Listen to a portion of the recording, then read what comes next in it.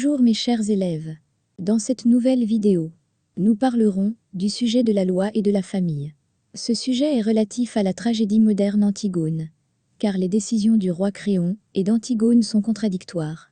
Restez avec nous pour découvrir les avis des gens sur ce sujet. N'oubliez pas de vous abonner à notre chaîne. Si la vidéo vous a plu, n'hésitez pas de cliquer sur j'aime. Sujet de la production écrite. Après le face-à-face entre Antigone et Créon, qui a tout essayé de convaincre Antigone de renoncer à son sujet. Finalement, Antigone a choisi la famille, et Créon a préféré appliquer la loi. Lequel des deux a raison? Rédigez un texte argumentatif dans lequel vous développez votre avis à l'aide d'arguments et d'exemples précis. Antigone est une tragédie moderne, écrite par le dramaturge Jean Anouilh, dans laquelle elle évoque la problématique d'Antigone, qui veut réaliser son projet à tout prix, en défiant la loi de son oncle.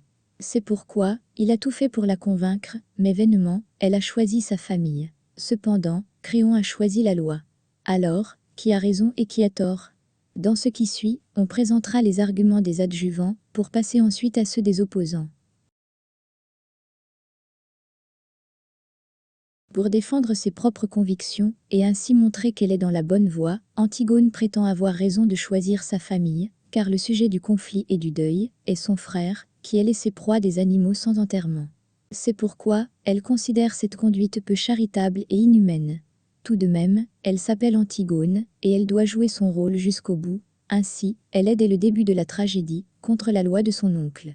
De surcroît, pour elle, la famille c'est tout ce qui nous reste, lorsqu'on a tout perdu. Donc, ces relations familiales sont des choses précieuses. Toutefois, Créon contredit et s'oppose à la réaction expulsive et irraisonnée d'Antigone, car, d'après lui, rien ne peut résoudre ce problème que le recours à la loi, une loi juste et équitable, qui punit le coupable peu importe sa nature. De plus, il est inconcevable d'enfreindre les ordres d'un roi sans être publiquement puni, parce qu'il serait péjorativement perçu par le peuple.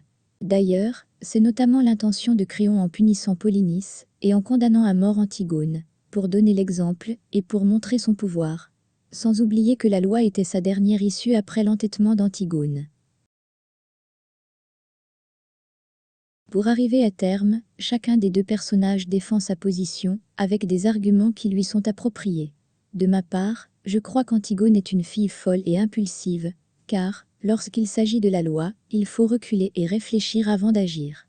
De plus, elle doit pouvoir distinguer entre son oncle et son roi, vu que ce n'est pas la même chose. Alors, quelle est la relation entre ce sujet et le conflit de génération? Merci de votre attention. Nous vous invitons de vous abonner à notre chaîne et de nous encourager avec vos commentaires et vos remarques.